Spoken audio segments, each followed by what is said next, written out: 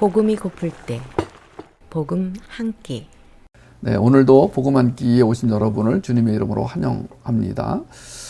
지금 우리가 사는 이 세상은 사방 어디를 둘러봐도 멀쩡한 사람이 보이지 않는 그런 세상이 되고 있습니다. 전에는 사람들이 자기 상처를 숨기고 다녔는데 이제는 다 드러내기로 작정한 것 같습니다. 어떤 사람은요, 폭발 직전에 가스통 같다는 생각을 합니다. 사람들이 상처를 드러내는 방법은 두 가지입니다. 하나는 도피고 하나는 폭발입니다. 최근에 얼마 전에 충격을 준 정인이 사건만 해도 내면의 상처가 폭발되어 나오는 과정이 얼마나 무서운지 그 얘기만 들어도 몸소리가 날 지경입니다. 7개의 골절과 4개의 피하 출혈. 이게 무슨 말인지 이해가 가세요? 그 예쁘고 어린 여자아이가 후두골 골절에 좌측 쇄골 골절에 그 뇌측 늑골 골절에 우측 늑골 골절. 읽기도 힘들어요. 우측 척골 골절에 좌측 견갑골 골절, 우측 대퇴골 골절에 소장 대장의 장간막 파열로 뱃속에 피가 가득하고 등에 피하 출혈, 옆구리에 피하 출혈, 다리에 피하 출혈. 무엇보다 충격적인 것은 가장 깊숙한 곳에 있어서 웬만한 충격으로는 터지지 않는다는 췌장 파열까지. 50kg 여자가 소파에서 있는 힘껏 점프해서 밟아야 파열된다는, 췌장이 다 망가질 정도로 어린아이를 폭행한 사람이 경건한 크리스찬 가정의 자녀라니 어찌 놀라지 않을 수 있겠습니까? 목회자 가정의 자녀라니 어떻게 놀라지 않을 수 있겠습니까? 지방이지만은 유명한 기독교 대학에서 공부를 한 학생이라니 얼마나 놀라지 않을 수 있겠습니까? 더군다나 그 남편은 또 기독교 관련 계통의 방송국에 근무한다니 얼마나 놀라지 않을 수 있겠습니까? 저는 오래전 어느 외과 의사의 고백을 들은 적이 있습니다. 직면책에도 썼습니다마는 그 의사분은 수술에 들어가기 위해 환자에게 마취를 하기 전에 이렇게 말한다고 합니다. 수술은 내가 하지만 치료는 하나님이 하십니다. 전 그 얘기 들었을 때 참 대단한 분이다. 이분은 대놓고 진짜 의사는 하나님이십니다. 난 그분을 믿습니다. 인간 의사는 실수할지 모르지만 하나님은 실수하지 않으십니다. 나는 내 실력만 믿고 수술하는 게 아니라 하나님이 도와주실 것을 믿고 수술합니다. 그러고 보니 이분은 의사가 아니라 자신을 간호사라고 밝힌 셈입니다. 그러니까 의사이면서도 간호사가 되겠죠. 이분이 이렇게 말합니다. 수술칼은 내가 잡지만 수술은 하나님이 하십니다. 참 저는 이 의사분이 말한 게 참 의미가 있다고 생각합니다. 이런 말도 했어요. 나는 실수할 수 있으나 주님은 한 번도 실수한 적이 없으십니다. 나는 겨우 수십 명밖에 진료한 경험이 없으나 그분이 고친 환자 수는 헤아릴 수가 없을 정도입니다. 나는 겨우 10여 년 의학 공부했는데 그분은 태초 이전부터 이 어마어마한 우주를 설계하고 우리 오장육부를 샅샅이 설계하신 분입니다. 이런 의사 보셨어요? 요새 저는 어디를 가도 이런 의사는 거의 눈에 띄지 않습니다. 전에는 병원에 가면은 십자가를 걸어놓은 병원이 많았고, 이상하게도 의사분들 중에 대놓고 십자가를 걸고 자기가 크리스찬인 걸 밝히고 그런 분들이 많았어요. 식당에도 가면은 꼭 내 시작은 미약하였으나 이 식당은 영원하리라 이런 거 써놓으시고 어저께는 외상이지만 오늘은 현금 이런 거 붙이신 분이 많았는데 이제는 이 크리스찬이라고 밝히는 의사분들 많이 보지 못합니다. 의사뿐이 아니지만은 아마 밝혀지면 불이익을 당할까 조심하는 분위기인 것 같습니다. 동성애자보다 커밍아웃하기 힘든 사람이 기독교인이라는 말이 괜히 나온 게 아닌 것 같아요. 그뿐이 아니죠. 세상을 떠들썩하게 하는 범죄의 주인공으로 기독교인이 자주 등장하는 건 무슨 이유일까요? 조금 전에도 말씀드린 대로 생후 8개월 된 아이를 입양해다 발로 밟아 죽인 정인이 부모뿐 아니라 최근 미국 애틀란타에서는 총기를 난사해 6명의 아시아인을 죽인 범인이 잡혔는데 그도 목회자 아들이었다고 합니다. 범인이 밝힌 바에 따르면 사건 전부터 심각한 섹스 중독자였다는 얘기인데 그래서 그 일로 목회자인 아버지와 싸우다가 집을 나온 상태에서 범행을 저질렀다는데 그게 사실이라면 참으로 안타까운 일이 아닐 수 없습니다. 분명 목회하는 그의 아버지는 회복 사역이 무엇이고 왜 필요한지 까마득히 몰랐던 것 같습니다. 교회나 가정이 병원이 되어야 하는 이유는 육체뿐 아니라 영혼에 병든 사람이 너무나 많기 때문입니다. 시편 69편 1절 하나님이여 나를 구원하소서 물들이 내 영혼에까지 흘러들어왔나이다. 저는 이 한마디 말씀이 오늘 아침에 이 말씀을 정리하는데 쾅 하고 제 안으로 들어왔습니다. 하나님이여 나를 구원하소서 물들이 내 영혼에까지 흘러들어왔나이다. 대부분의 목사님들이 성경 공부만 잘 시키면은 저절로 회복될 거라고 믿는데 그렇지 않습니다. 우리가 하나님의 인격을 가졌다고 말할 때 인격은 지성뿐 아니라 감정과 의지를 다 말하죠. 우선적으로는 지성에 복음이 들어가야 하지만 상한 감정, 악한 감정, 더러운 감정을 해결하기 위해서는 복음을 들을 뿐 아니라 지성소에서 상처를 다루는 것도 함께 이루어져야 한다는 것입니다. 복음을 듣는 것, 또 문제를 다루는 것. 그래서 이 들음과 다름 이후에 회복되어 나오는 순종이야말로 진짜 순종이다. 이렇게 말할 수 있다는 것입니다. 수년 전부터 저는 직면이라는 책을 쓰고 교회 안에서 흠스와 틴스 음스와 키즈 음스 같은 복음적 회복 사역이 쉼 없이 간단 없이 계속하여 이루어져야 한다고 외쳤는데 별 반응들이 없어서 안타까워하던 차에 사방에서 이상하게도 이런 사건들이 계속 터집니다. 끔찍한 사건들이 일어납니다. 그중 유난히 기독교인이 많고 심지어 목회하는 부모 밑에 자란 자녀들이 자주 연루되면서 오늘 저는 이렇게 한 번 더 여러분들 앞에서 외쳐봅니다.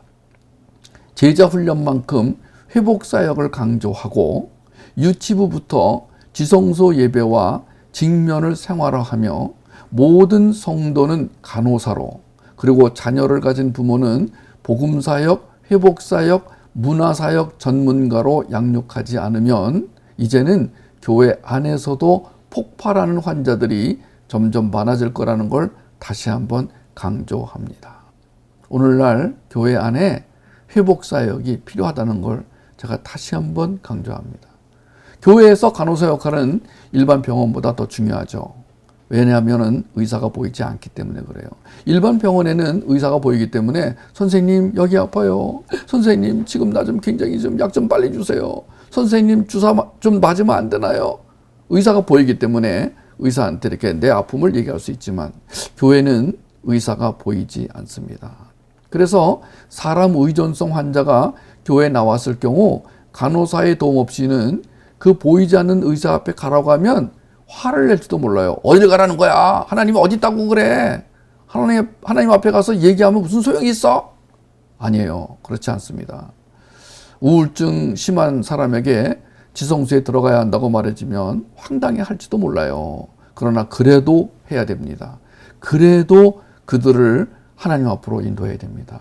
여러분 가정이나 교회에 아픈 사람이 있으면은 하나님 저를 통해서 저 아들이, 저 딸이, 저 집사님이 의사이신 하나님 앞에 나올 수 있도록 제가 훌륭한 간호사가 되게 해주세요. 오늘 제 메시지는 그겁니다. 여러분 의사는 분명하신데 간호사가 없습니다. 저는 병원에 가서요 간호사가 친절하면 아픈 것도 다 잊어버려요. 간호사가 무뚝뚝하면요 약도 먹기 싫어요. 여러분 우리가 지금 간호사가 얼마나 중요하냐면은 아픈 사람들을 의사 앞으로 데려가기 위해서는 환자는 의사를 못 보기 때문에 환자는 간호사만 보이기 때문에 간호사가 중요하다. 그리고 그 간호사는 뭘 해야 되느냐? 뭐죠? 그 환자로 하여금 의사 앞에 가서 직면하도록 돕는 것입니다. 근데 제가 이렇게 직면이라고 말할 때 어렵게 여겨지는 분들이 많으신 것 같은데 그 이유는 또 하나, 그게 바로 아까 말한 의사가 보이지 않는다는 거예요. 만약에 하나님이 보인다면 제가 직면하라고 말 안 해도 다 직면할 거예요. 하나님이 저기 앞에 눈에 보여보세요. 그러면 막 뛰어가서 하나님, 나 요즘에 너무 힘들어요. 아파요. 예. 그러지 않겠어요? 예, 문제는 하나님이 안 보이는 거예요.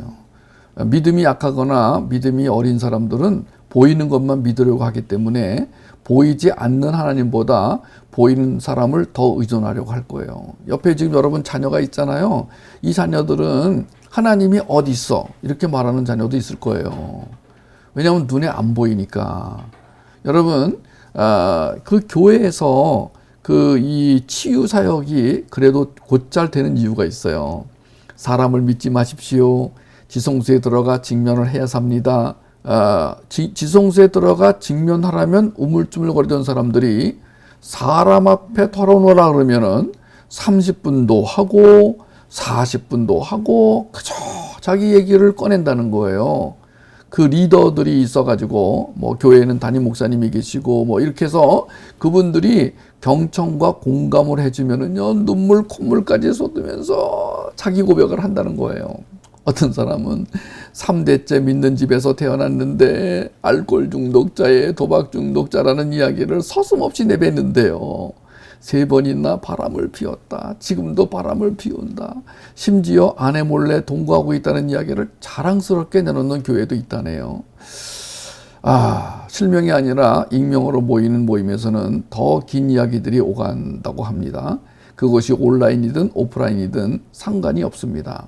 처음 시작이 어렵지 한 번 터지면 밤새는 줄도 모르고 익명의 사람들 앞에서 자기 과거를 밝힙니다. 어떤 사람은 책 몇 권 쓰고도 남을 분량이 있다고 자랑하기도 합니다. 얼마나 많은 사람들이 자기의 아픔을 사람 앞에 가서 이렇게 여러분 병원에 갔는데 환자가 병원에 갔는데 지금 의사 방에 안 들어가고 지금 그 밖에서 자기들끼리 모여요. 환자끼리 모여가지고 어떻게 오셨어요? 저는 간암 걸려서 왔어요. 선생님은요? 저는 위암 걸렸어요. 선생님은요? 저는요 폐암 걸렸어요. 선생님은요? 저는 백혈병이에요. 서로 막 근데 그런 줄 몰랐다고 얼마나 아프냐고 그러고 막 위로하고 울어주고 막 허깅해주고 기도해주고 근데 의사는 이 환자들이 뭐하고 있는 거야? 아무리 기다려도 의사가 이 환자가 의사 방에 안 들어와. 나중에 들어보니까 간호사가 와가지고 다 집에 갔다는 거야. 그래서 아니 어떻게 된 일이에요? 그랬더니 자기들끼리 울고 웃고 안아주고 허깅하다 갔다는 거예요. 의사가 얼마나 이상하게 생각하겠어요. 이건 비유인데 의사가 빨리 의사방으로 들어오세요 그러는 거는 하나님이 얘들아 지성소로 들어와라 하고 똑같다는 거예요. 우리가 병원에 가면 의사가 있는 방에 들어가야 돼요. 한솔내과라고 여기 지금 봉천동에 있는 병원이 제 주치의예요. 그분이 주치의라고 말한 적이 없지만 저는 그렇게 생각하고 있어요. 그 병원에 가잖아요. 그럼 그 거실이 좁아요. 이렇게 좁은데 거기 앉아 있다가 방송이 나와요. 신상언님 들어오세요. 그러면은요 얼른 들어가가지고 그냥 뭐 물어보지도 않았는데 뭐 선생님 전 요새 좀 소화가 잘 안 되는 것 같아요. 선생님 제가요 뭐 혈압이 높은 것 같아요. 그러면 청진기 탁 꺼내가지고 촥 재면은 갑자기 마음이 편안해지면서 의사가 하는 한마디가 성경 말씀보다 더 잘 들어옵니다. 그러면서 이 약을 꼭 먹어라. 운동을 꼭 해라. 제가 운동을 하게 된 것도요. 그 의사 선생님이 운동을 꼭 하라고 그래가지고 주님이 그러셔도 제가 안 했을지도 몰라. 근데 그 의사가 하라니까 제가 그 진짜 운동을 요새 열심히 하고 있거든요. 제가 뭘 말하냐면은 눈에 보이는 이 세상의 의사는 그렇게 신뢰하고 가서 자기 병을 고쳐줄 것처럼 다 털어놓으면서 왜 하나님 앞에 가서는 안 할까 생각해 봤더니 딱 하나밖에 없어요. 동네 병원의 의사 선생님은 눈에 보이지만 하나님은 눈에 안 보인다는 거예요. 그러니까 눈에 안 보이는 하나님 앞에 나오는 게 진짜 믿음인 거야. 제가 이 병원 얘기는 뭐 해도 해도 끝이 없어요. 왜냐하면은 저는 교회나 가정이 병원이 되어야 된다. 모든 교회나 모든 가정은 병원이 되어야 한다. 왜? 우리 가족, 교회 식구들 중에 아픈 사람이 너무나 많다는 거예요. 육체적으로만 아픈 게 아니라 마음도 아프고 영혼까지 아파요. 하나님이 주신 그 하나님의 영은 아플 리가 없지만 영혼이 아파 보이는 것처럼 보인다. 그 뜻이에요. 그래서 영혼이 아픈 사람들의 특징이 있어요. 우리가 틴스 흠수 할 때, 키즈 흠수 할 때 배웠지만, 왼쪽이나 오른쪽으로 흔들린다는 거예요. 왼쪽으로 흔들리면 항상성, 거절, 도망, 도피, 오른쪽으로 흔들리면 폭발, 반항, 자충성. 그래서요, 왼쪽으로 가면은 만약에 그 자기의 그 아픈 걸 가지고 왼쪽으로 가면 이제 도망가서 숨는 거예요. 그런 사람들은 거의 술만 마시고 방에서 나오지도 않고 게임만 하고 이러는 거예요. 오른쪽으로 가면은 막 반항하는 거예요. 네가 뭔데? 시끄러! 내 맘대로 할 거야! 그러면서 막, 어저께는 뭐 뉴스 보니까 미국에서 어떤 흑인이 그 동양 여자를 막 발로 밟는데, 난 깜짝 놀랐어요. 한 맨하탄 한복판에서, 미국의 심장이거든, 맨하탄은. 거기서 그냥 대낮에 그냥 흑인이 발로 막 밟어. 이따만한 흑인이. 근데 아무도 안 도와주는 거예요. 너무너무 나는 미국이 오늘 저렇게 변해가는 걸 보면서 너무 마음이 아파요. 뭐 미얀마도 마음이 아픕니다만은 미국은 더 마음이 아파요. 왜 그러냐면은 미국은 그 기독교인이 많아요. 지금도 많아요. 미국은 절은 별로 없어요. 전부 교회들이에요. 그러니까 미국은 옛날에는 기독교 국가라고 할 정도로 기독교인이 많고 신학교도 많고 교회도 많고 크리스찬도 많아요.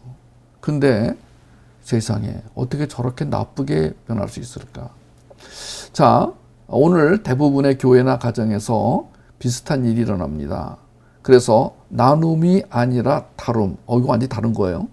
경청이 아니라 기도, 상담 자격증이 아니라 예배 인도자, 치유가 아니라 회복, 통성이 아니라 직면 개념을 가진 교회가 건강한 교회다라고 저는 생각을 해요.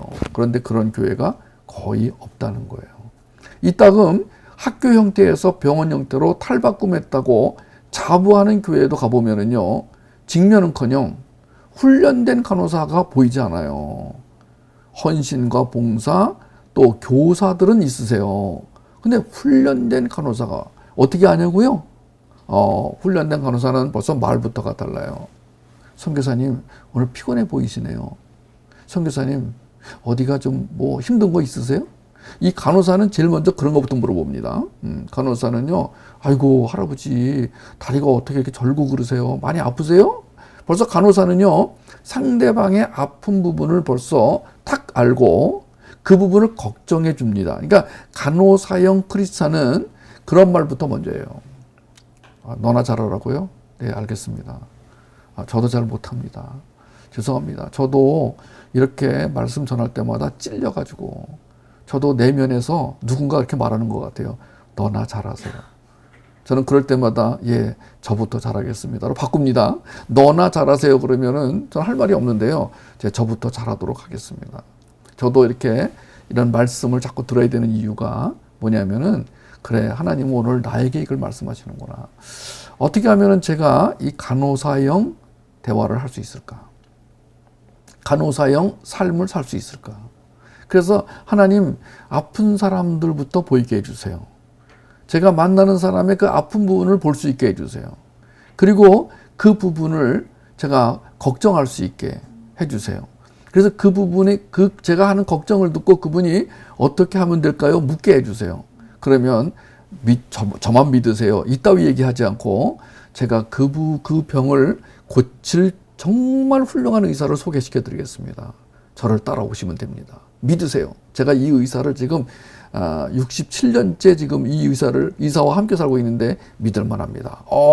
이렇게 얘기를 하면서 제가 이분에게로 인도에 가고 싶은 거예요. 근데 교회는 그런 분이 보이지 않아요. 간호사가 없기 때문에 간호라는 개념이 없고, 의사가 보이지 않으니까 나눔과 경청과 공감, 어려운 말로 이것이 전가의 보도가 된다는 거예요. 어려운 말이 나왔어요. 우리 어린이 여러분, 전가의 보도. 오늘 어른들과 함께 이 복음 한 끼를 듣고 계시는 어린이 여러분들은 이 어려운 말 미안합니다만은 나중에 찾아보시기 바랍니다. 나누면 됩니다. 우리 나눕시다. 자, 남의 얘기를 잘 들어줍시다. 경청. 우리 다른 사람의 감정을 받아줍시다. 공감. 자, 나눔, 경청, 공감. 이것은 정답이 될 수가 없습니다. 그리고 끼충가상나, 끼어들기, 충고하기, 가르치기, 상담하기, 나누기는 이걸 양념으로 쓰는 분들이 많으신데 아닙니다. 상대방의 말을 잘 들어주기만 해도 성령이 역사하신다고 믿는 분들이 있는데 그렇지 않습니다. 뭘 토설해야 하는지도 모르고 통성기도만 하면 치유가 된 거라고 면죄부를 주는데 그렇지 않습니다. 저는 지금 회복 사역이 정말로 필요하다. 복음 사역과 회복 사역과 문화 사역이 정말로 중요하고 필요하다. 그런데 이 복음도 제대로 먹지 못하고 회복도 제대로 안 되고 문화에 대해서도 문화를 파악할 수 있는 눈부터 평가하는 그 통찰력과 분별력이 없다면 큰일이다. 근데 그런 분들이 많으세요. 이런 분위기에서 제가 죽기 전에 흠스 200번 해야 됩니다. 그러니까 누가 이 흠스를 교회로 가져가고 가정으로 가져가겠어요. 그냥 한두 번 하면 되지 뭐. 지금까지 교회에서 뭐든지 한두 번만 하면 잘했습니다. 아이고 집사님, 아이고 권사님 훌륭해요. 우리 장로님이 이번에 제자 훈련을 2번이나 받으셨어요. 아니요. 저는요 2번이 아니라 200번. 최소 200번. 최소한이에요. 우리가 얼마나 지긋지긋한 병을 가지고 있냐면 흠수를 200번 해도요. 그 지긋지긋한 병이 고쳐지지가 않는다니까요. 그러면 우리가 어떻게 하면 되느냐. 계속 주님 앞에 나가서 의사 앞에 나가서 다행히도 이 의사는요. 매일 만나자 그래도 매일 만나주시고 매일 죽는 소리를 해도 다 받아주시고 그냥 아프다 그러면 그냥 와서 그냥 뭐 호호 불어주고 그냥 뭐 감싸주고 그냥 정말 이분이 처방하는 약은 믿을 수가 있습니다. 이분의 약은요. 지금까지 이 약을 먹고 다 살았습니다. 이 약을 제대로 먹은 사람은 다 살았습니다. 이 약의 이름은 구약과 신약입니다. 예. 이 약을 이거는 그냥 그 우리가 뭐 성경에 있는 구약 신약이 아니고 하나님의 입에서 나오는 이 말씀, 이 복음 이것은요 죽은 자도 살리고 병든 자도 낫게 하고 여러분 믿으시기 바랍니다. 여러분 제가 지금 여러분에게 진리를 전해드리고 이거는 굿뉴스, 이건 복음입니다. 여러분 저는요 예수님을 믿게 된 이유 중에 하나가 뭐냐면 생각을 해봤어요. 어떤 때 예수님이 정말 하나님인가? 내가 정말 예수님 믿으면 구원받고 살 수 있을까? 우리 애가 내 딸이 정말 예수님만 잘 믿으면 정말 그 내면의 아픔을 치유받고 회복하고 정말 저렇게 아름다운 삶을 살 수 있을까? 있다는 거예요. 제가 어떻게 하냐면은 제 앞에 다행히도 예수님을 믿고 그렇게 확실하게 예수님이 하나님이라는 걸 증거하고 살다간 증인들이 쫙 있어가지고 복음 한 끼 만들려고 독신으로 살다간 사람 리스트를 쫙 뽑는데 장기려 박사가 나오더라고요. 장기려 박사는 원래 독신자는 아니었어요. 그분은 북한에서 결혼하셨습니다. 근데 그분이 이제 처음에 6.25 사변 한국전쟁이 나가지고 이제 국군이 쫙 뒤로 후퇴했어요. 그러다가 다시 이제 북쪽으로 쫙 올라가서 압록강까지 갔다가 다시 또 내려옵니다. 이렇게. 그러는 와중에 그 국군이 압록강까지 갔을 때 이제 장기려 박사는 그때 군의관이었던 것 같아요. 그래서 평양에 있는 병원에서 환자를 치료하고 있었어요. 이분의 고향은 원래 함경도였대요. 그래서 이제 그 근처죠. 북한 그 근처 평양과 함경도는 좀 멀긴 하지만 그 근처잖아요. 그래서 이제 가족을 함경도에 두고 이분은 이제 평양에서 국군 환자들을 치료하는데 병원에 폭탄이 터졌대요. 갑자기 병원에 그 공산군, 북한군이 쏜 그 폭탄이 터져가지고 부랴부랴 그냥 그날로 후퇴를 했대요. 이렇게. 그러는 와중에 가족을 챙기지 못하고 혼자서 겨우 아들 둘 데리고 이제 나왔어요. 부인과 부모들은 북한에 놔뒀죠. 이분이 남쪽에 와서 이제 살기 시작하는데 부산에서 이제 살기 시작했는데 이분은 북한에 두고 온 부인 때문에 남쪽에 와서 결혼을 안 했어요. 독신으로 살았어요. 네. 그러니까 주위 사람들이 선생님 위로 오실 텐데 제가 좋은 여자분 소개시켜 드릴까요? 선생님 혼자 밥도 못 잡수시잖아요. 제가 좀 좋은 여자분이 있습니다. 신앙이 좋고요. 마음도 좋은 분이 있습니다. 그러면 이분이 항상 그랬대요. 결혼은 한 번으로 족합니다.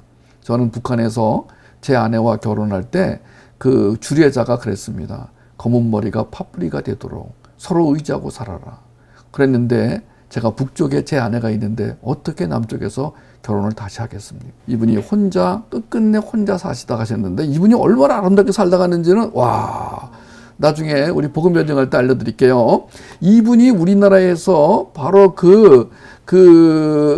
건강보험을 제일 먼저 시작하신 분이에요. 이분이 건강보험, 대한민국이 자랑하는 건강보험, 세계 모든 나라가 부러워하는 것 중에 하나가 한국의 건강보험, 의료보험제도인데 이 의료보험제도를 만들게 된 이유도요, 돈이 없어 가난한 사람들이 병원 치료를 잘 받게 하려고. 예, 이분이요, 환자가 오면은요, 병원비를 얼마 받았냐면은요, 그때 당시에 담배 한 갑에 100원이었는데 병원비를 60원 받았대요. 어떤 환자가 와가지고 이제 치료를 다 받은 다음에 돈이 없다 그러니까 이 장기려 박사가요, 뒷문으로 도망가게 했대요. 또 어떤 환자에게는요, 돈이 없다 그러니까요, 처방전에다가 뭘 썼냐면은 그 처방전에다가 통닭 2마리 값을 주시오. 그래가지고 이걸 갖고 가서 수납하라고. 그래서 그걸 갖다 내니까 그 회계가 통닭 2마리 값을 줬대요. 그러니까 이 병원 운영이 어렵고 이분의 월급도 못 받고 그래가지고 병원에 있는 그 부산에 지금 복음병원이 아직도 있나 봐요. 그 복음병원 옥상에서 살았는데 이분이 돌아가실 때 보니까 뭐 남긴 게 몇 개 안 된다. 예. 그런데도 부끄럽다 그랬대. 이분이 통장에는 1,000만 원, 그 다음에 옷 몇 개, 자기의 모든 거를 다 내놓고.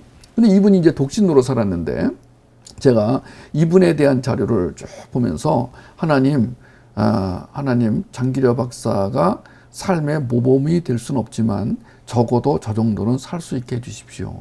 우리는 모든 삶의 모범을 예수님에게 둡니다. 사람이 아니고. 그런데 그래도 장기려 박사 같은 분, 예레미야 같은 분, 느헤미야 같은 분, 다니엘의 세 친구 같은, 하나님 정말 우리 주변에 그런 그 증인들을 많이 세워주셔서 감사합니다. 제가 예레미야 자료도 찾았는데요. 예레미야는 맨날 의도맞고 감옥에 가고, 하나님이 아예 예레미야한테는 그랬어요. 너 결혼할 생각 말아라. 아주 예레미야 6장인가? 거기 보면은요, 예레미야한테요, 하나님이 이렇게 말했어요. 시작할 때. 뭐냐면, 너 부인과 자식을 두지 말아라.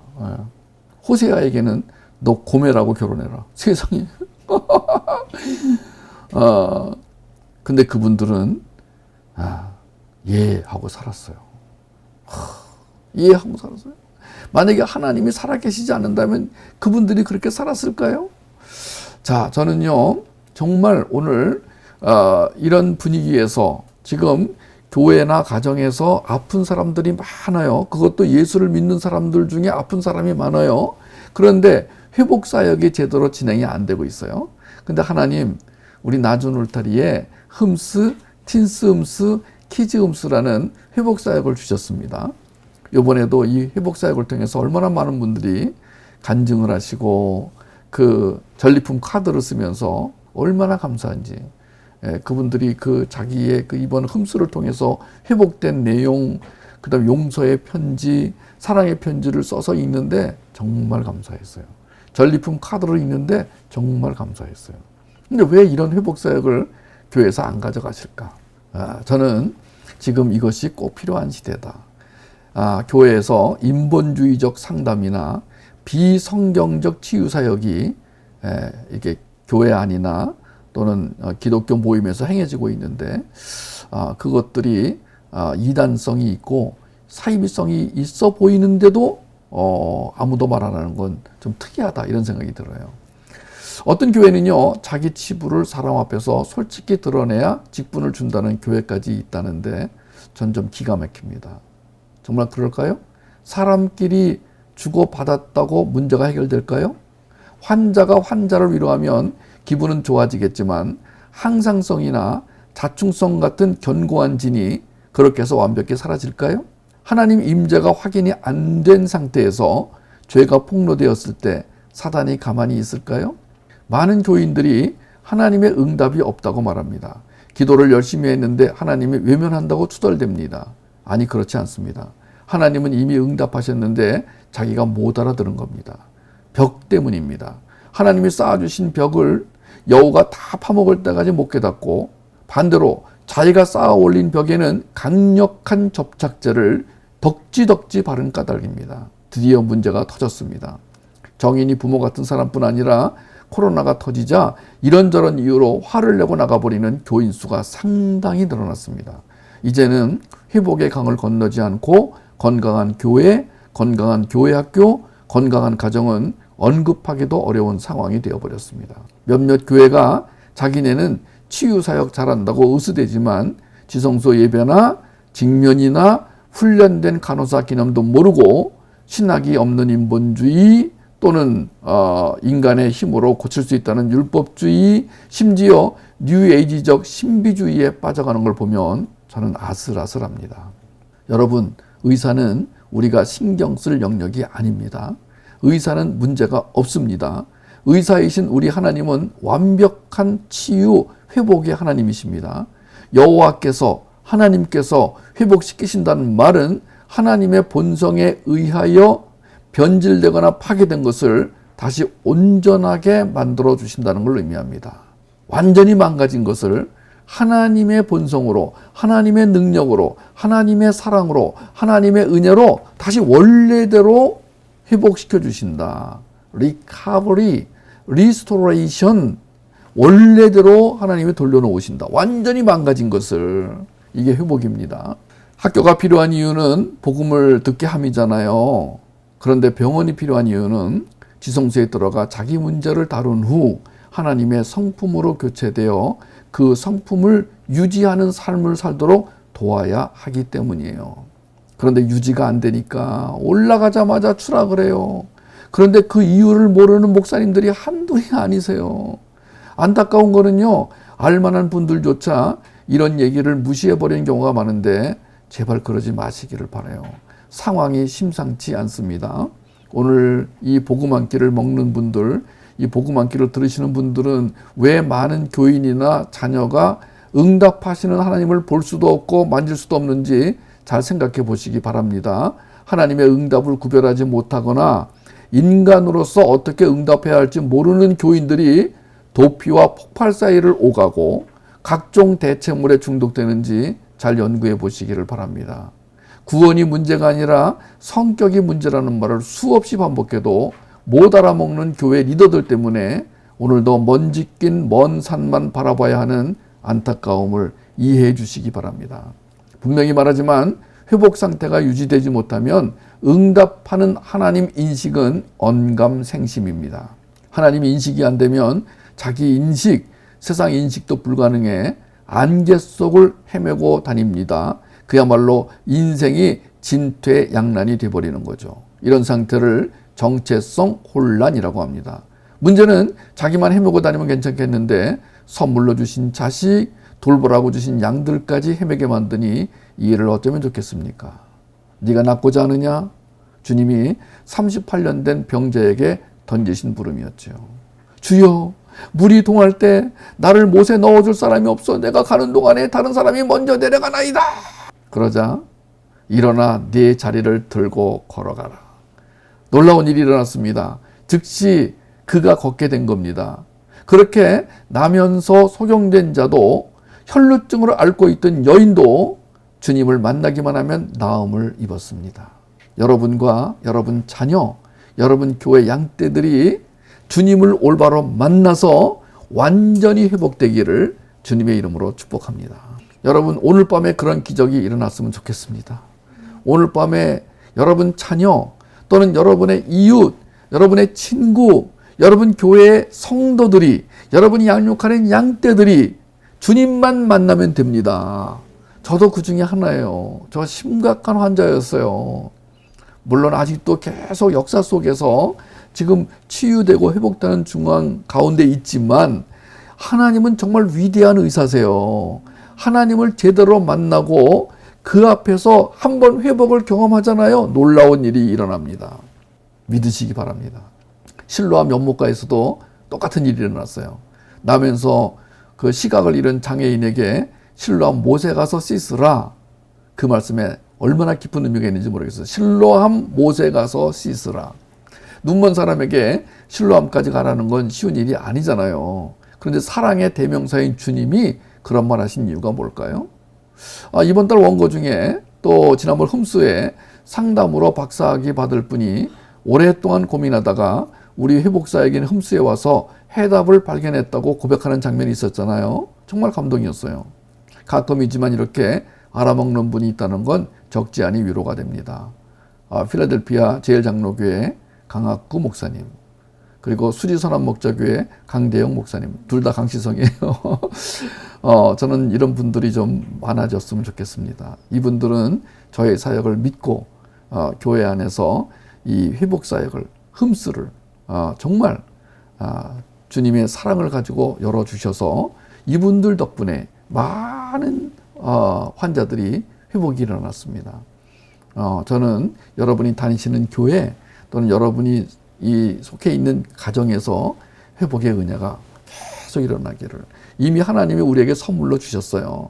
흠수와 틴스 흠수와 이 키즈 흠수를 주셨어요. 여러분, 하나님은 위대하신 분이십니다. 하나님을 만나면 누구나 살 수 있고 누구나 회복이 될 수가 있습니다. 예, 그러니까 지금 유월호 표지에 아브라함이 아들 이삭을 바치는 그 그림을 넣었어요.